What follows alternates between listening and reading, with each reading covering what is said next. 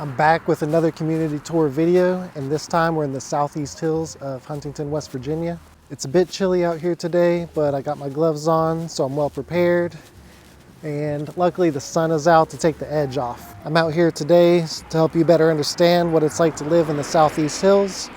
So in this video, we'll be going over where it is in the city, what's within its boundaries, or at least on the edges of, and then we'll talk a little bit about the housing market here. So of course, I'm Justin Dickey, real estate agent here in the Huntington, Barbersville area of West Virginia. You can consider me your go-to agent for your buying and selling needs when it comes to real estate. If you would like to discuss if I'm a right fit to help you reach your goals, go ahead and reach out to me. Always leave my contact information in the description below. With that said, let's get to it. All right, first of all, let's define the Southeast Hills area. Our local MLS has it mapped out between Hal Greer Boulevard, Interstate 64, and Norway Avenue. I'll put a map on the screen to help you visualize it, and we'll be going to each of these locations because that's where any of the action is going to happen. Within the boundaries of the Southeast Hills, it's mostly just residential area, which we'll talk about later. So behind me is a pretty busy intersection here on Hal Greer. You might recognize it if you saw my Southside tour video because it shares a boundary with the Southside.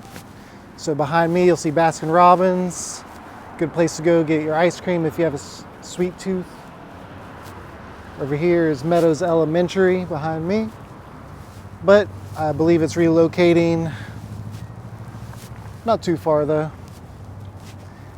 And then north towards Huntington is Cabell Huntington Hospital. I'm gonna continue up this way and get to Washington Boulevard. So Washington Boulevard here and Wiltshire Boulevard just nearby are the main passageways in the Southeast Hills. So you're guaranteed to see more through traffic on these streets, but it's nothing too intense. I always feel safe walking here or on the side of the streets any time of the day or night. And that's exactly what I do, honestly. I actually live in this area of town and I walk our dogs 3 times a day. So if you see us, give us a wave and say hi to Chief because he loves making new friends. Boog, he's hit or miss. You can say hi, but he's a vicious little booger.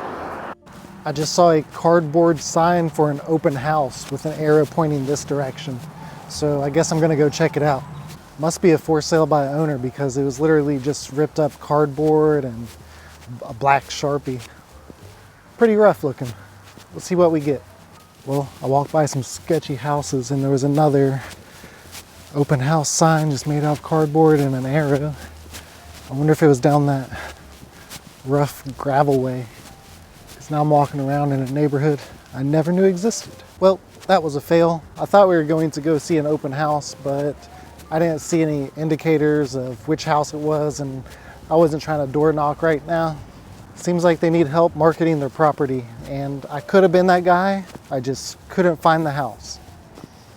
Maybe I'll check Zillow when I get home and see if they post it on there at least. All right, I'm now on the northern boundary of the Southeast Hills and behind me you'll see one of my favorite pizza spots, Gino's. If you're into pizza that has crispy crust, this probably isn't for you. It usually comes out greasy, but I still love it. They usually top the pizzas with tons of toppings, so that's an additional plus. Further back that way, down Norway, is a convenience store, good old Dollar General, if you need some supplies but don't want to travel too far. And then the other direction is Ayers Animal Hospital, and that's where we take all of our pets for their routine checkups and any procedures they need. The staff there always cares about your animals and they really try to make their visit as comfortable as possible. I'm on the northern edge of the Southeast Hills again.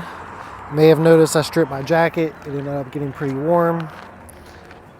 So behind me is that Dollar General I was talking about earlier. Nothing really to say about that. It is what it is. Behind me here is a little public park area. And then behind me even further this way is Gallagher Public Library. Never been in there, but I've been on their website and I think they have like several events throughout the week. usually pertaining to kids and story time, such like that. I think I'll launch my drone here at this little park. While we're walking through the neighborhoods, let's talk about houses and numbers. As of recording this video in the middle of January, there's 25 active listings in the Southeast Hills with an average listing price of $175,000. And throughout the entire year of 2023, the average selling price was just under $229,000. From our most recent calculations, the Southeast Hills is currently holding an absorption rate of about 4 months. So 4 months of inventory is a kind of neutral market where neither the buyer nor the seller have a strong position to negotiate aggressively. All right, I'd like to take a moment and talk about a couple old colony listings here in the Southeast Hills. Check out 124 Midvale Drive, listed at $299. I had the opportunity to photograph this 4-bedroom, 2-bathroom home that features hardwood floors and a house generator with a garage underneath, but that's not even the whole package. There's also a detached 3-car garage behind it, but wait, there's more. The sale of this home comes with an additional parcel of land on the neighboring street that also has a house on it. This could be an excellent opportunity to live in a home and rent out the other, or a way to keep your lovely family members nearby. I was over here in Chancellor Hills because I wanted to show off one of our listings, but it's no longer on the market and it didn't sell. It was completely redone from head to toe. It had 2 kitchens by Woody's, which is our premier kitchen maker. It probably didn't sell because it's very extravagant for most people here. It was over $600,000, which is well above our average price range. But it featured over 4,000 square feet of living space, 2 custom kitchens, 3 outdoor decks. It was really a work of art. I guess they decided to hold on to it. So if a home like that is interesting to you, I can reach out and see if they're still interested in selling. Looks like they might be holding until the market changes in their favor.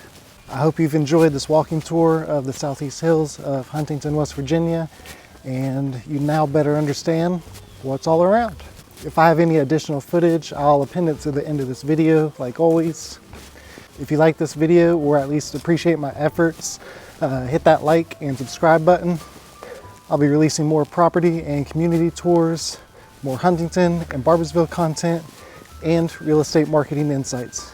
I'll catch you in the next one. Cheers.